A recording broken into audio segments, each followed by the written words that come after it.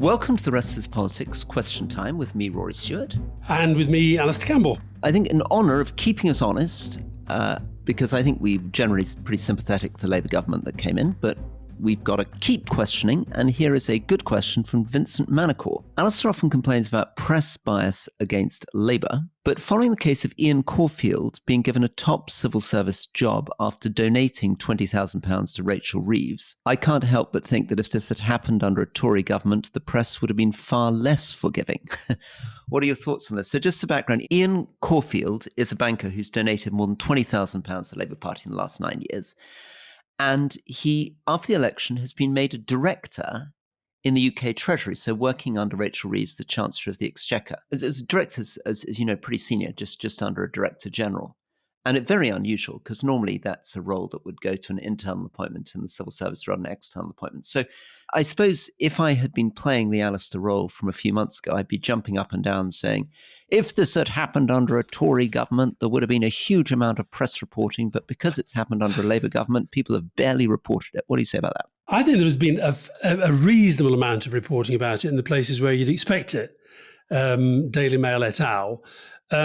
Look, I think this is a situation. Look, I generally want Labour to be a really clean, open, transparent government. Good. First thing to say, £20,000 in 9 years for a Tory, that doesn't even get you a cup of tea with a junior PPS. But we'll park that for now. But on this, what I think this is, I could be wrong, but I think what Ian Caulfield, who comes from a financial services background, I think this is a short-term job where he's going to be in charge of one of these investment summits that the Labour government is trying to put together. Now, I've not read that, but that is what I've been told by somebody who is, as it were, close to Ian Caulfield. But in general, there are systems for hiring. You and I both agreed in the past that maybe these systems need to be shaken up a bit so you can go outside, you can pay people more, you can get people into from the private sector for short-term contracts that aren't necessarily on the same level of pay as civil servants. But I think on things like this, particularly in this early stage of the Labour government, anything which allows people to say you're just as bad as the Tories is to be avoided. Yeah, I'm afraid I think it's a big mistake. And it's unfortunate because, he would feel it's unfair that just because he donated to the Labour government, he couldn't get a job that he was qualified to take. But I think it is deeply unfortunate. We should talk a little bit at some point also about some of the early appointments. I mean, there's one of the interesting things that's happened, which makes me a bit jealous of my friends and your friend Hamish Faulkner, is he's come straight in as a backbench MP and has got immediately, before he's served a week on the backbenches, has been made the Minister for the Middle East. A job that I was just about in the running for 8 years into my time. It was unheard of for David Cameron ever to put a new MP straight in as a minister. He, even his very favourites, the Matt Hancocks and the Liz Trusses, had to serve at least 2 years on the backbenches before they were made ministers. It's not exactly an easy job. And I mean, look, I think Hamish is a very clever guy. He's got a good track record in terms of his previous career, although I think we'd all accept that being an MP and being a minister is a big step up from anything he may have done before. Georgia Gould is another one who's gone straight in as a minister. I think it is I can't remember. I don't think Tony Blair ever did it either. No, I don't think you did, because I remember chatting to Peter Mandelson about this, about him being frustrated, and I think the Miliband's too, that they had to serve their times as backbenchers. And this was, this was relevant because people like Matt Hancock, who came in with me, had been chief of staff to George Osborne and very much part of the inner circle of the Cameron Osborne setup, really hoping that they would be able to become ministers. But the conventional wisdom was you had to serve a couple of years on the backbenches, learn your ropes before you became minister.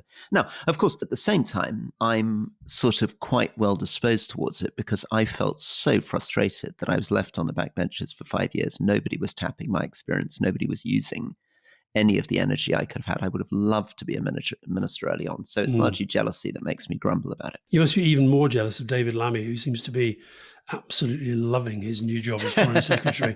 And he's certainly travelling a lot. Talking foreign policy, Rory, this is a question from Jake. In Thailand, we recently witnessed the decision to dissolve the Move Forward Party, MFP, over its controversial campaign to amend a law that protects the monarchy from criticism. Despite winning the election, its leader, Pita, was never able to form a government due to the legislative barriers, subsequently barred from politics for the next decade, which is kind of what we said might happen. This isn't new, happened previously in 2020 when a predecessor party, Future Forward, was dissolved over a campaign funding violation. This undemocratic ruling seems to fly under the radar of so many in the global community. I wondered if you had an opinion on this and the future of Thai democracy. I'm sure you do. Yeah, well, this is something that we did discuss in some detail a year ago when the election was happening. God, was it a year ago? Yeah. Very distinctive in terms of basically the story of a lot of Southeast Asia. So Thailand moved towards democracy pretty much in lockstep with other countries. You remember South Korea became democratic, Taiwan became democratic, Indonesia eventually became democratic when I was a diplomat there in the late 90s. But Thailand held on to a very strong military and a very strong monarchy. We've talked a little bit about the monarchy and the, to put it mildly, eccentricities of the Thai king, who's largely to be found living in Germany. Managed to release on social media pictures of his wife topless and made his poodle into an Air Chief Marshal called Air Chief Marshal Fufu. Do you feel at all guilty or ashamed that if you were a Thai citizen, you just committed an offence that would see you spend 15 years in jail? Well, I think that is a bit worrying, isn't it? It really is a bit worrying. Anyway, look, just to sort of fast forward a bit, I mean, one of the things that goes wrong in media, and it's something that we can partially deal with on the podcast, but not completely, is that you raise an issue and then you don't follow up. So the poor audience is left there on tenterhooks. You know, there's been an election on South Africa. What actually happened with the coalition? So in this case, there was an election in Thailand, July last year, and it was very exciting because this guy called Peter Limajornrat, who is a Harvard-educated, New Zealand-educated, bright young thing in his early 40s, the kind of Macron of Thailand, swept through the election on a pretty progressive, anti-military, skeptical about the monarchy, modernizing, favor of gay marriage, against conscription, modernizing ticket.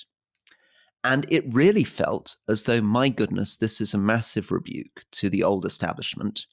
And Thailand is going to have to get with the times and modernize. And here is this Harvard Kennedy School graduate who's now made it through. Fast forward a year, and of course, the forces of reaction have massively dug in. He wasn't allowed to form a government. The coalition instead was formed by the most conservative forces with the military and the monarchy backing him. And his entire party has now been declared illegal.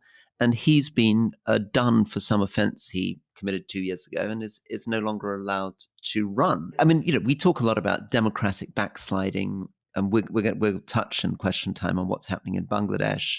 But this whole story of the way in which Asian democracies seemed in the 1990s to be on a steady path towards liberal democracies. When you hear situations like this, Rory, and we kind of did predict this, although maybe not quite as dramatically or as speedily as it's happened, but it underlines how utterly ridiculous it is for people like Musk and Nigel Farage to say that Keir Starmer is the biggest threat to free speech in the history of the world, where this guy has won an election setting out a progressive program of change, not even criticizing the royal family, just saying maybe sometime in the future that's worth looking at further down the track.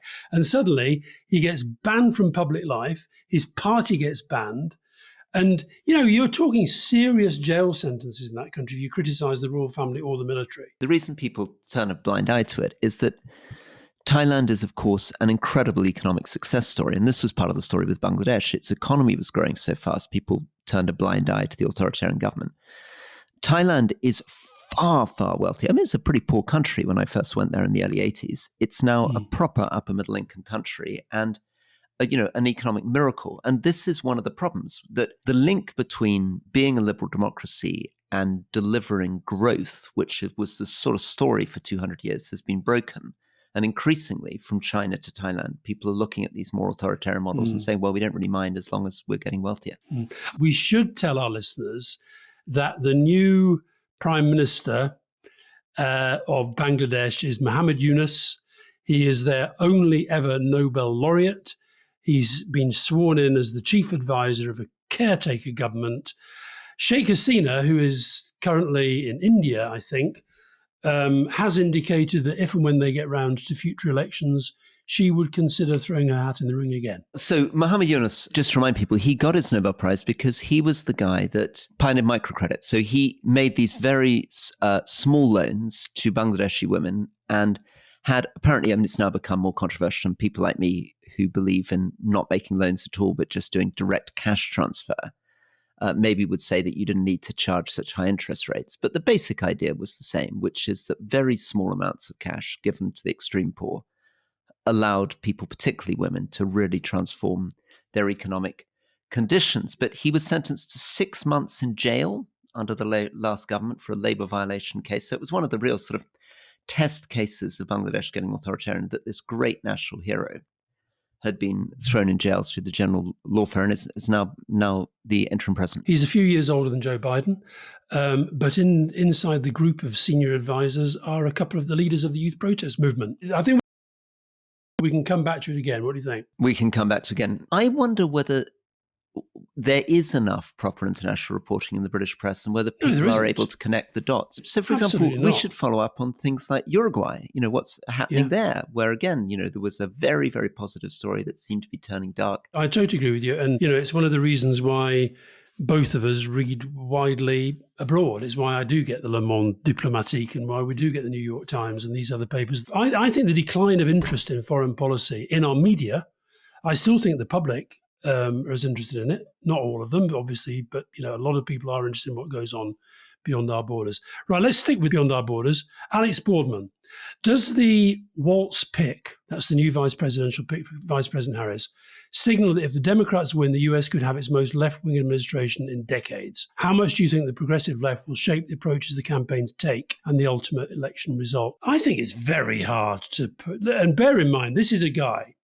Walz, this is a guy that Donald Trump appointed as the chair of his gubernatorial advisors and who said was a great governor. Did Trump push the liberal left thing in his interview with Musk? No, his push in the interview with Musk is the obvious one, which I guess you would advise him to do if you were doing his campaign, which is to say it's all very well these people complaining about immigration now, but they've been in office for 4 years and they didn't get on top of it. So his basic line is similar, I guess, to the line that Labour took against the Conservatives. It's all very well during the election campaign saying you're going to fix all these things. Why didn't you fix them when you were in power? He was concentrating less on the Walz issue.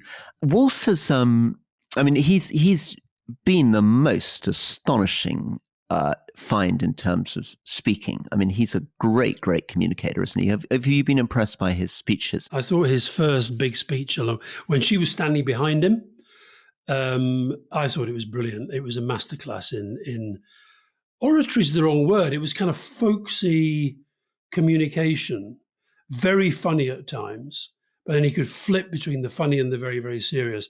And I just love that line about Vance when he said, I can't wait to debate the guy, because it wasn't bombast. It was, when Trump does, she's going to be great because she's even worse than Biden. Nobody thinks he believes that. What he says with Walz is he really does look forward to taking this guy apart. And it's difficult thinking of a British politician, actually, who's able to achieve that kind of communication style, because he genuinely seems so relaxed and cheerful. In terms of left-wing stuff, the controversy there is that in his own home state, he's introduced policies which in the UK would be considered, perfectly sort of centre-right.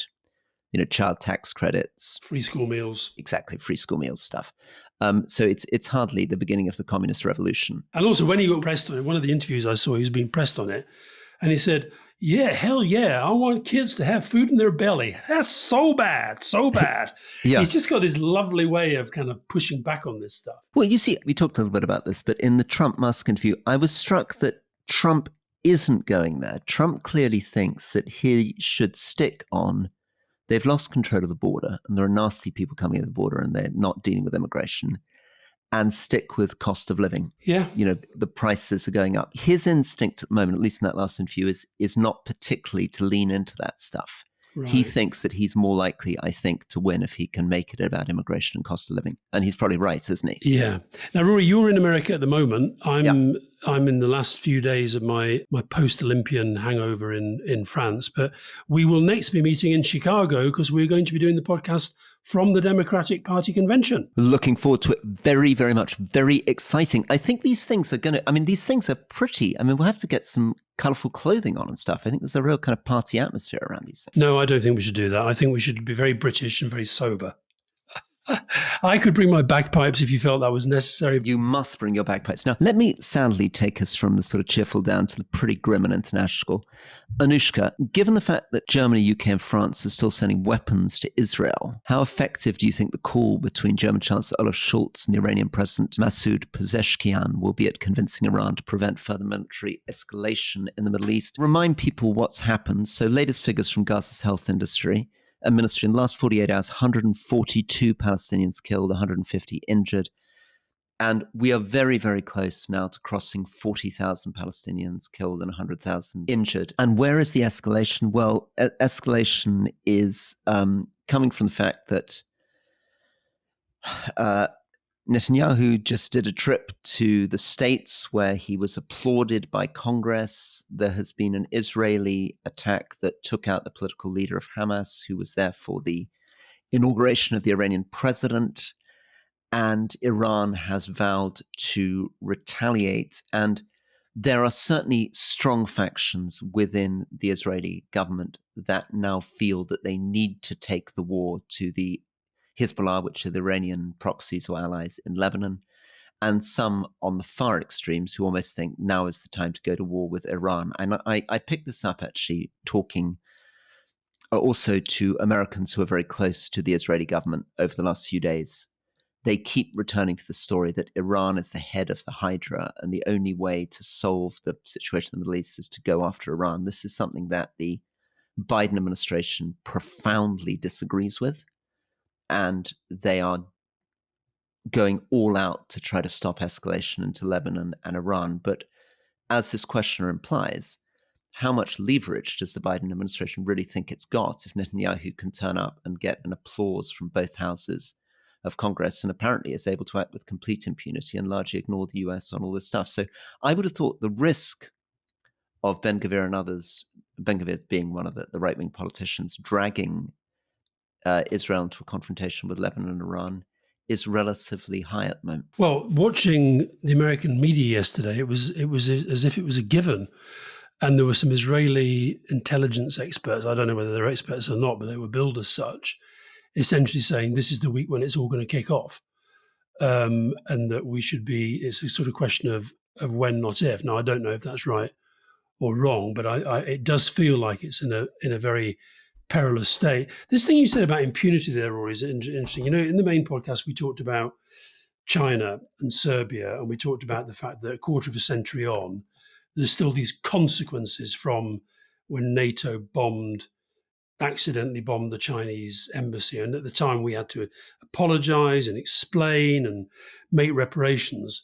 And yet the other day, you have a school that gets bombed, 90 people or so killed. And it's just stated as a fact, we were taking out Hamas leadership or a Hamas command center that happened to be there. And we've now become so sort of inured to this that it's barely getting any international commentary anymore. And I just sort of worry that we're now at a stage where, you know, you said when we talked about Ukraine that we haven't talked about Ukraine for a while. And it's back to this point about things reach a sort of state of where it's just accepted this bad stuff's going to happen. And we only then take an interest when something really big and bad happens. But I found that really troubling this week. You're right. I mean, as the whole world gets more violent, and I mean, this is not just a sort of perception, this is statistics, right? Over the last 10 years, every single year, we have had more civilians killed in conflict, more refugees, more internally displaced people. And we are now in a situation where about across 40,000 people killed in Gaza, which is a very, very high proportion of a pretty small population. The Ukraine war still absolutely, meat grinder Soviet tactics is the way that it's characterized from both armies on the front lines. Sudan, the millions of people displaced and the drought now followed up with flooding, which is causing even more chaos and horror.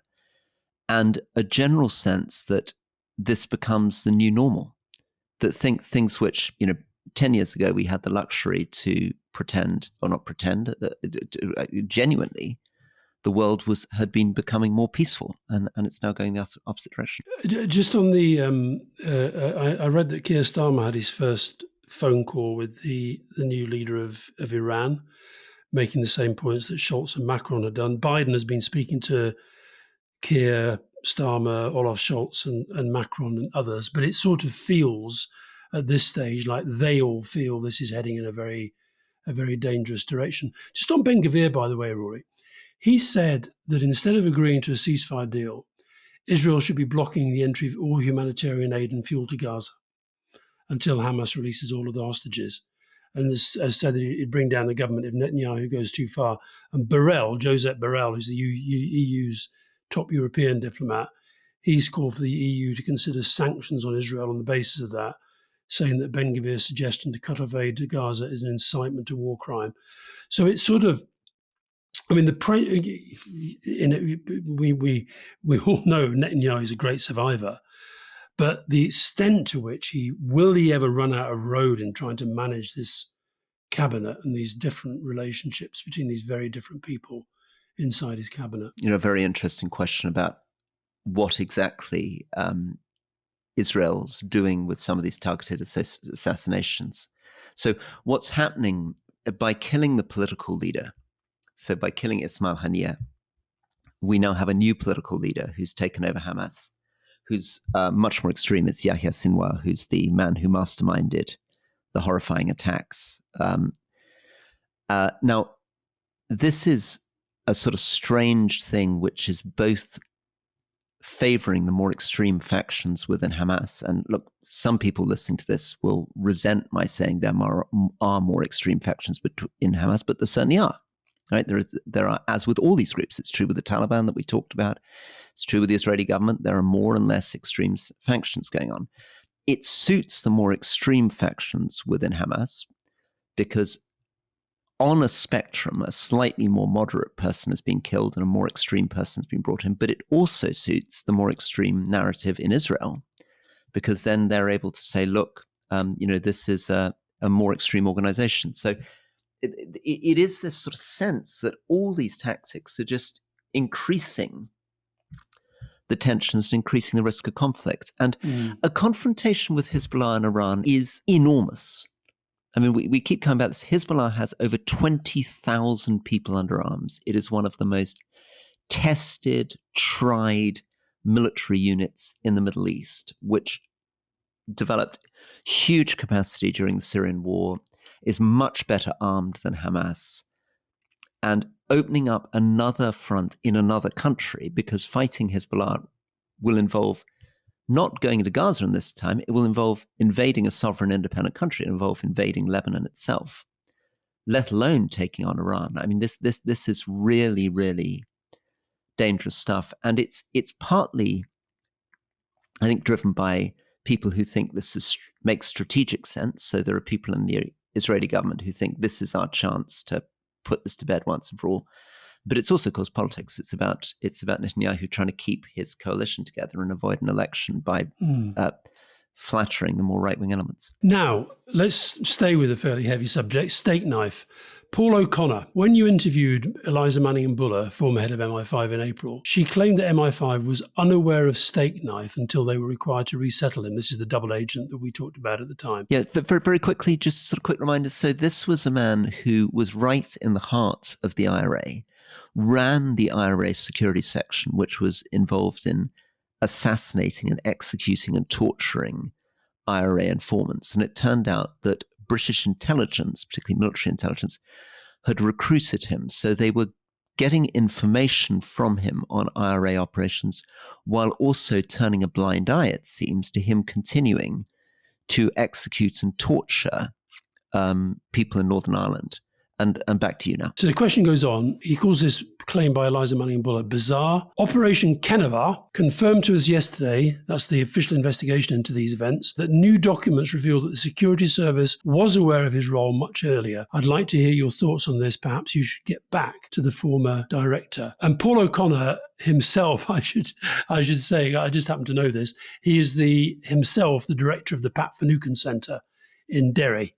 and they provide advocacy support to victims and survivors of the conflict. This was something that surprised me when we were interviewing Alastair Manable, ex-head of MI5, because I tried to push her on this and said there wasn't enough guidance around the way that MI5 operated in the 1980s. And she said it had changed. She said, no, you know, we had very strong rules in place from the 1970s and legal guidance. Well, definitely the current investigation seems to favor my view rather than hers, and seems to say that the British Security Service, MI5, didn't have adequate stuff in place. And it's also suggested that MI5 would certainly have been aware of the existence of Stakeknife, because MI5 had absolute responsibility for intelligence operations in Northern Ireland and would have been coordinating strongly with military intelligence. And I think that's true.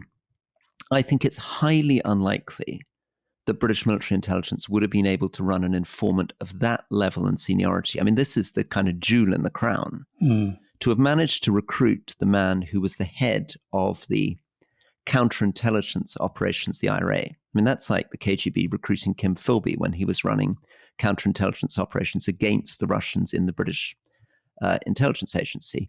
The idea that the most senior people, at least, would not have been briefed on his existence. I mean, yeah, of course, they would have gone very, very hard to protect his identity. So the need to know would have been very, very narrow. But I'd be very surprised that there wasn't one person in the security service who was aware. Yeah, she essentially said that the MI5 basically took him over when it came to relocating him and giving him a new identity and all that sort of stuff. But I think it would be pretty remarkable if MI5 in Northern Ireland did not know who the agents were, particularly when they were as senior as he was.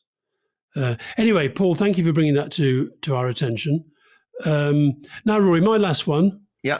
I hope you'll forgive me, but you know how much these things mean to me.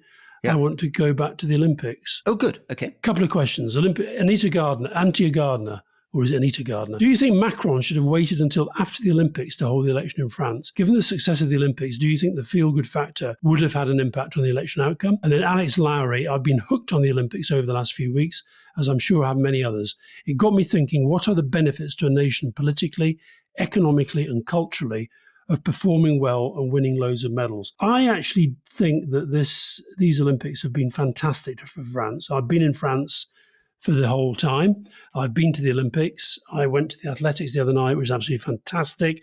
Paris seems a bit like London did in 2012, to have swallowed a sort of non-moaning happiness pill. Very unusual for Paris. Everybody just seemed very cheerful. Parisians not famous for their cheerfulness. They're not. But it was absolutely beautifully organised. Some of the way that they used the city, the river, the monuments, the old buildings, absolutely brilliant. And I think it has created a different mood. I mean, talking to some people in a cafe the other night, and they just said, I felt so proud to be French for the first time in I don't know how long. Now, the political question, is there a political mileage in that?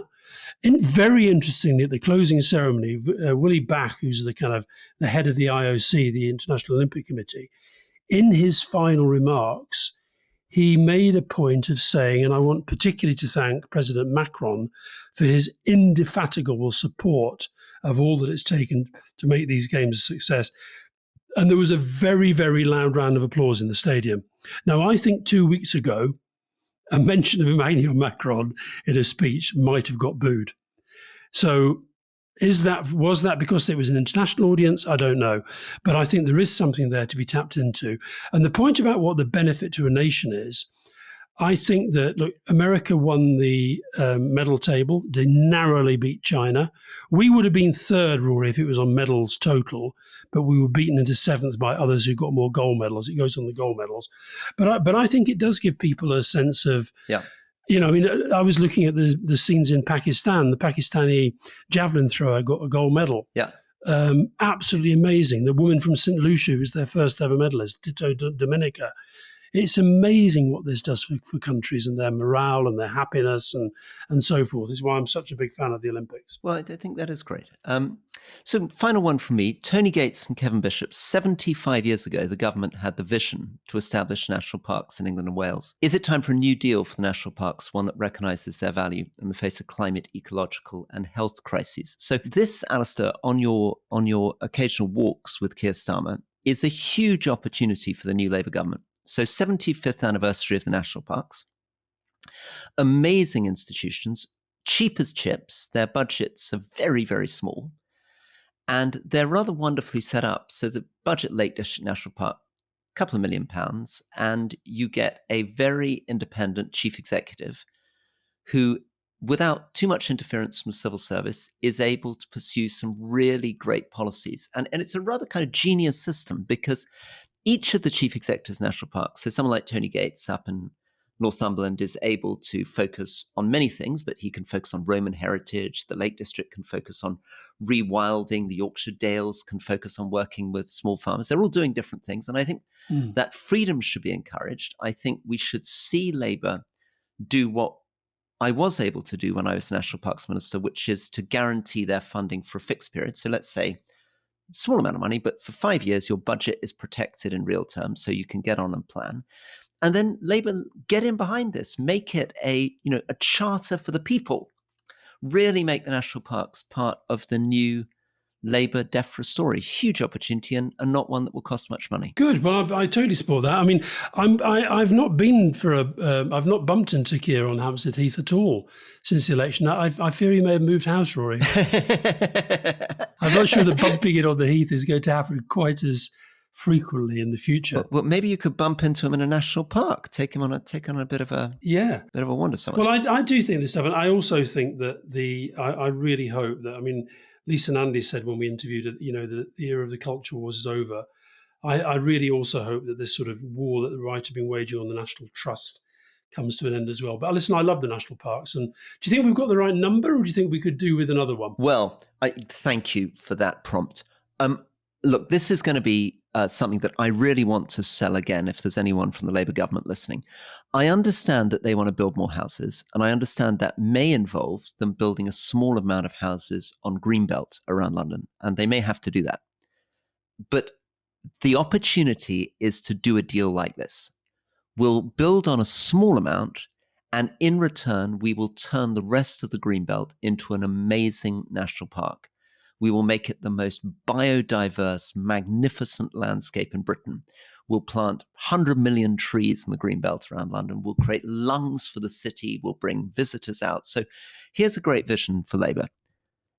As part of the price of building on a bit of the Greenbelt, let's improve the rest of it in terms of nature and let it be something that in 200-300 years' time, people can look at these giant oak trees planted by this government, which are going to improve air quality, climate, leisure, temperature in London for the future. Roy, that's absolutely wonderful. While we're on the subject of thank you for prompting me.